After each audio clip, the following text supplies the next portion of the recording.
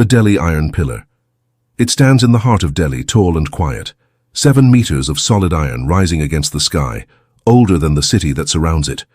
Rain has lashed it, wind has scoured it, centuries have passed, and yet it hasn't rusted, not once. The Iron Pillar of Delhi. Forged around the year 400 CE, in an age when iron was meant to die, but this one refused to. The inscription carved into its surface speaks of King Chandragupta II of the Gupta Empire, a ruler from a time often called India's Golden Age. Art flourished, mathematics reached new heights. But here, in this single monument, stands proof of something even stranger, a mastery of metal that shouldn't have existed. When modern scientists studied the pillar, they expected decay. Instead, they found perfection. The iron's chemistry was unlike anything seen in ancient metallurgy. It contained high phosphorus, almost no sulfur or manganese, the very elements that make iron corrode.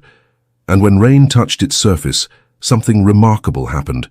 A thin film began to form, microscopic, invisible, protective. A crystalline compound called misawhite, a compound metallurgists didn't even identify until the late 20th century. How could 5th century blacksmiths have engineered corrosion resistance that even modern alloys struggle to achieve? At the Indian Institute of Technology in Kanpur, researchers recreated the process. They discovered that the forge temperature and the slow, almost ritual cooling of the molten metal created patterns, microstructures, impossible to replicate without modern controlled furnaces. The more the scientists tested, the stranger it became. The pillar isn't just corrosion-proof, it's seamless. Over 6 tons of nearly pure iron welded together, joint by joint, into one monolithic column. No seams, no visible fusing, just one continuous surface, as if poured from the earth itself. And remember, this was 1500 years ago. No blast furnaces, no power hammers, no steel mills. Even today, fabricating something that size, with that purity, would challenge most foundries. Did the ancients possess not only technical skill, but a philosophy of metal that treated it as something alive, something sacred? To the Gupta craftsmen, metalwork wasn't just industry. It was ritual. Iron was linked to purity, to the cosmic order. When they smelted ore, they offered prayers. When they hammered and quenched it, they aligned their actions with the cycles of the stars. Maybe the purity of their process wasn't just chemical, it was cultural. But science, as always, wants answers. Some have proposed that the iron came from the heavens, that the pillar was forged from meteoritic metal, cosmic iron rich in nickel and phosphorus fallen from the sky. Others think the secret lies not in the metal, but in the smelting. Ancient furnaces used organic fluxes, rice husk, tamarind wood, even cow dung, that released specific compounds when burned. Perhaps those rituals passed through generations, accidentally created the chemistry of immortality. Every theory edges closer, but none touch certainty. It still stands there, untouched by rust, refusing to explain itself. Skeptics, of course, try to ground the mystery. They say it's just the environment, low humidity, a protected site, maybe luck. But nearby, other ancient iron artifacts crumble in the same climate. Whatever shields the pillar doesn't exist anywhere else. That's the problem with anomalies. They remind us how much we don't know. Somewhere between art and science, those blacksmiths achieved something we can't. Not with all our equations, not with all our machinery. Perhaps the ancients didn't seek permanence through conquest, but through creation. Their monuments weren't built to dominate the world, they were built to last within it. The iron pillar is more than metal. It's harmony forged into form. An understanding that endurance isn't only about strength, but about balance. The Sakara bird. It was carved more than 2,000 years ago, out of light sycamore wood, smooth as bone and balanced in the palm of a hand. Just 14 centimeters long, a simple bird found buried in a tomb at Sakara, Egypt's ancient city of the dead. At first glance it seems unremarkable, one of countless symbolic offerings placed with the departed. But look closer, it has no feet, and its tail, unlike any known bird, is vertical, like a rudder, not meant to perch, meant to steer. When archaeologists unearthed it in 1898, they catalogued it as a toy, a religious ornament, perhaps an image of Horus, the falcon god of the sky. But some saw something different, something impossible. The artifact dates to around 200 BCE, an era when Egyptian mathematicians were measuring the curvature of the earth and Greek engineers were building mechanical wonders like the Antikythera mechanism. Civilizations exchanged knowledge across the Mediterranean and beyond. This was a world of geometry, astronomy, and innovation. So what if this small wooden bird wasn't a symbol at all, but a model? In the 1960s, Egyptian engineer Khalil Messiha examined it and made a startling proposal. He believed the Sakara bird wasn't just an artistic carving, it was a prototype, an ancient attempt at flight. He pointed out the wing symmetry, the balanced proportions, and that strange, upright tail. It wasn't decorative, it was aerodynamic. Could the concept of controlled flight have been imagined long before Da Vinci's sketches? Or perhaps inspired by something seen, not dreamt? To test the theory, researchers built replicas of the bird, scaled precisely to its dimensions. When launched by hand, many glided, smoothly, evenly, tracing the air like a glider. And when a small horizontal stabilizer was added to the tail, something remarkable happened. The model achieved steady flight. Its aerodynamic ratios, lift versus drag, were strikingly close to early 20th century gliders. That discovery sparked controversy. Was this coincidence or intent? If coincidence, it was a perfect one, because the Sakara bird's proportions, its cambered wings, tapering body, and balanced center of mass, align not with nature's form, but with engineering logic. Critics called it pareidolia, the human tendency to see design in everything. To them, the bird's resemblance to an aircraft was an illusion, a trick of expectation. But the artifact doesn't look like a bird meant to fly by flapping. It looks like a bird meant to glide. And that vertical tail, never seen in Egyptian avian art, remains a problem no skeptic can fully dismiss. Skeptics still insist aerodynamics alone doesn't prove intent. A carved bird that happens to fly doesn't mean the ancients understood flight. But there's something poetic in how perfectly it sits between two worlds, the sacred and the scientific, the mythic and the mechanical. Perhaps it was carved by an artisan who dreamed of gods taking to the sky. Perhaps it was made by a child, mimicking the shape of birds in the air. Or perhaps it was a fragment of a memory, of a story passed down from an age when something once did fly. Maybe humanity has always been reaching for the same horizon, forgetting how close it once came. The Sakara bird bridges faith and engineering, symbol and science. It reminds us that invention often begins not with logic, but with longing. The same longing that made humans stare upward for millennia, tracing wings across the sky, whispering, "What if?"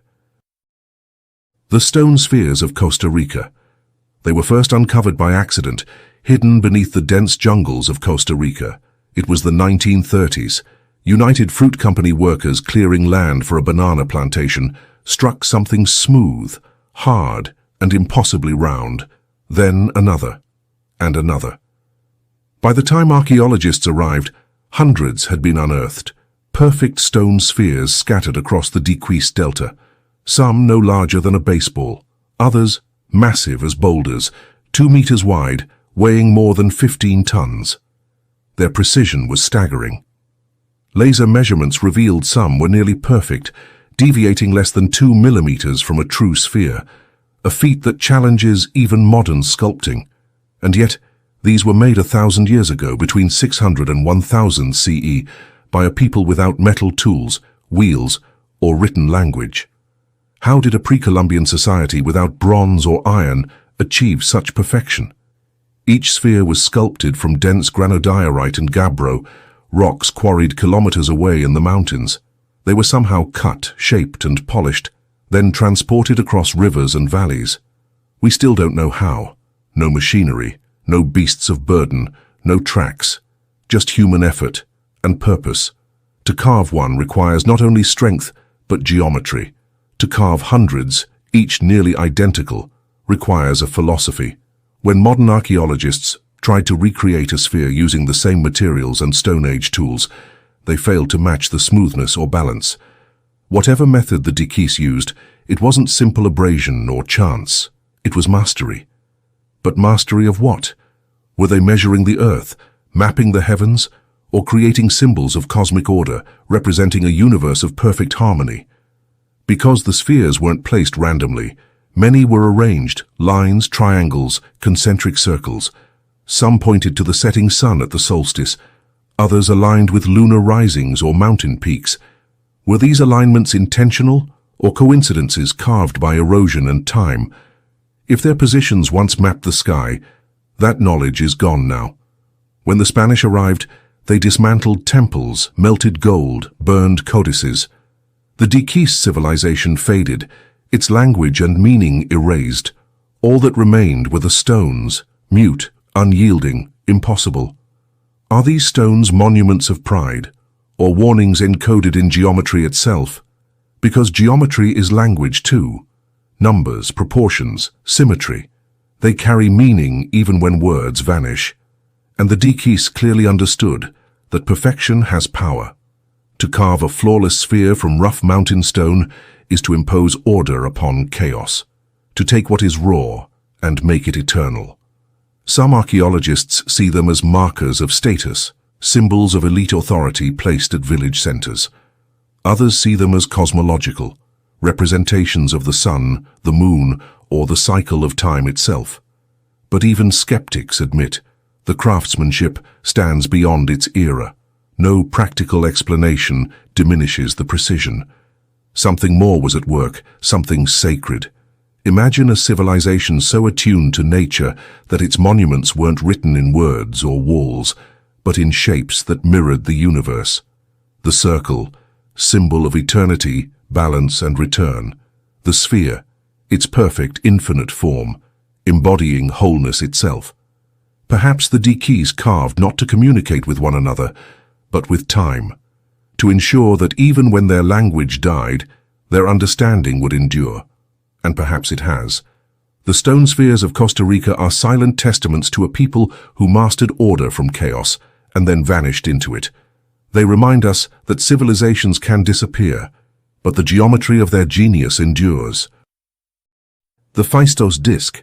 It was found buried in the ruins of a palace, deep in the heart of Crete. The year was 1908.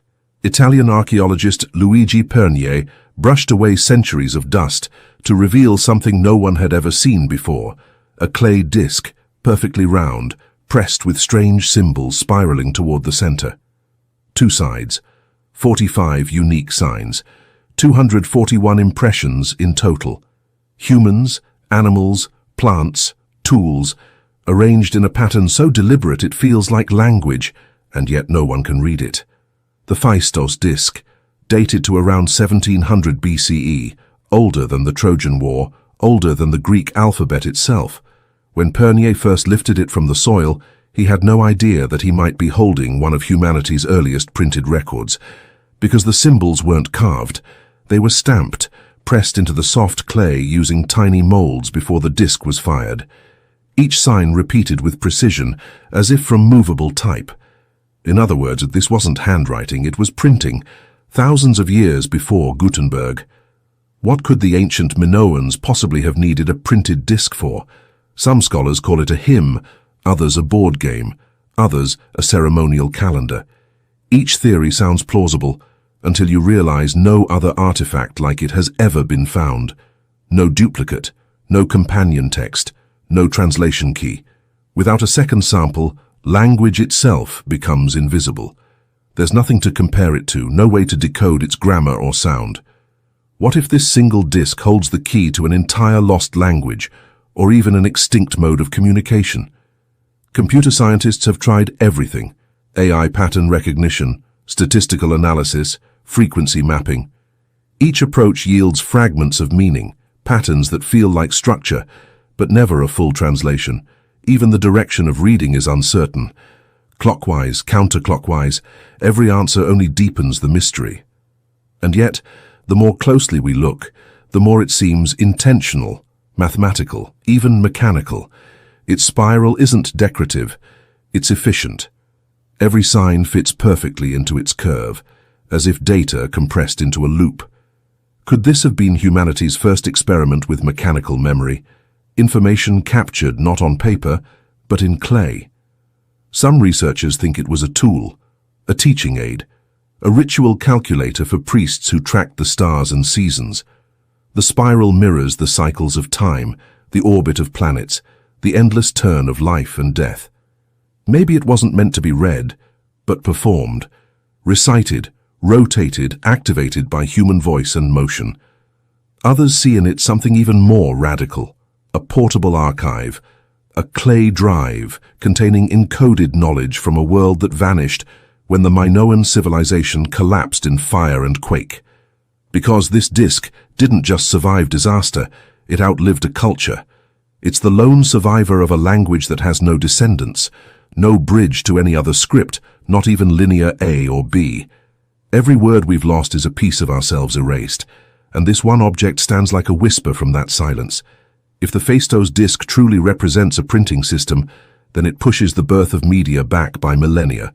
Before scrolls, before tablets, before the written alphabets that shaped civilization, there was a spiral pressed in clay. Someone made it, someone knew what it said, and someone thought it important enough to preserve. But why only one? Was it a prototype, a test for a new technology that never spread? Or was it sacred, meant for a single ceremony, buried intentionally so its knowledge couldn't be stolen? Its perfection hints at replication, yet no other copy exists. Every search of Minoan archives, every dig across Crete, ends the same way. Nothing. The Phaistos disk stands at the crossroads between art and computation, between human imagination and mechanical precision. It's both artifact and riddle, message and monument, invention and enigma. The Roman dodecahedron. They began turning up in the soil of Europe, quietly, inexplicably, small bronze shapes, 12-faced, geometric, alien, each with perfect pentagonal sides, holes of different diameters, and tiny knobs on every corner. Over 100 have been found, from the fog of Britain to the plains of Hungary, and yet not a single Roman record mentions them. No description, no instruction, nothing. The Roman dodecahedron, a name we gave it, not the people who made it. In museums they sit behind glass, glinting, hollow and silent. Whatever their purpose was, it died with the empire that built them. Historians first thought they were trinkets, candlestick holders, decorative dice, children's toys. But every new discovery made those guesses weaker, because no two were identical, but all followed the same design logic, the same angles, the same ratios. Deliberate, standardized, intentional. Why would the Romans mass-produce an object with no clear use, and then erase every record of it? Some argue they were military tools, rangefinders used by engineers to calculate distance. The holes, when aligned through two faces, could mark angles. Metrology experts note that the diameters correspond neatly to distance ratios. With a string or wax plug in one hole, it might have been a handheld scope, primitive yet effective for aiming artillery or surveying land. Others see something optical. Insert glass lenses and it becomes a magnifier, a way to inspect fine detail in metalwork or textiles. If true, it would mean Roman artisans toyed with optics long before the documented invention of lenses. And yet, many were found with coins or near shrines, ceremonial sites, sacred ground. If this was a scientific tool, why bury it in ritual spaces? Maybe it wasn't science or faith. Maybe it was both. A device meant to measure and to symbolize, to bridge the seen and unseen. Was this a common instrument of ancient science, or a sacred tool whose meaning was never meant to be written down? One theory suggests it served as a kind of calendar. By holding it toward the sun, the light shining through its holes might have tracked seasonal angles, helping farmers mark the planting of winter crops. Another proposes that threads were wound through its holes to knit gloves of precise fit. A mundane use, but even that fails to explain the uniform geometry and military contexts of many finds. Some were cast with astonishing precision, edges smooth as modern machine work, the bronze alloy consistent, the symmetry flawless. These were not accidents, they were made by masters. Despite centuries of speculation, not a single explanation satisfies all evidence. Every function contradicts another. Each example adds data and deepens the mystery. Skeptics say the allure is illusion, that the dodecahedron is nothing but an elaborate ornament, a work of whimsy. But geometry, this consistent across continents, suggests shared purpose, not coincidence. Empires do not waste resources on random shapes. Perhaps the real question isn't what they were for, but why we've forgotten. What if technology itself is cyclical, rising, vanishing, and returning under new names? What if the dodecahedron is proof that progress isn't linear but tidal? Maybe it once held meaning to Roman engineers that we can no longer reconstruct because we've changed the way we see knowledge. To them, geometry wasn't abstract. It was alive, a way to connect heaven, earth, and mathematics into one. In that sense, the dodecahedron isn't lost. It's waiting for minds capable of reading it again. And until that day, it remains the perfect symbol of forgotten science, an empire's puzzle box made of bronze and silence, reminding us that even the mightiest civilizations can lose sight of their own creations.